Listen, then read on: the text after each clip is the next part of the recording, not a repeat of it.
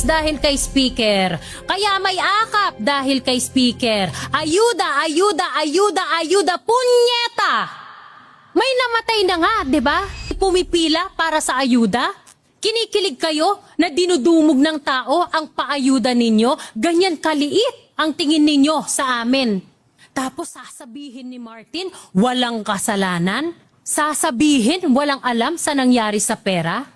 Pero sabi niya, no speaker can personally control every committee. Sige nga, try to throw your wife under the bus. Kasi kung hindi mo magagawa yan, then you cannot make us believe malinis ka sa naging kalokohan sa committee ng best friend mo na si Zaldico. Lalo't bilyon-bilyon din ang unjustified increases sa budget ninyo sa Congress dahil sa asawa mo. Lahat ng ma-associate sa'yo nasisilipan ng bilyon-bilyong halaga ng anomalya. Yan ba ang biktima? Yan ba ang hindi mastermind? Sa lagay na yan, buwakaw ka.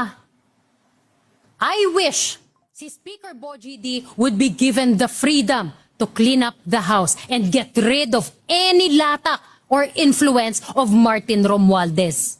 Sabi ni Martin sa message niya, matagal na siya sa politika. Madami na siyang nakita at narinig. Madami daw siyang alam. At kung political play daw ito, he will not go quietly and he will not go alone. You think that whole speech was addressed to the Filipino people?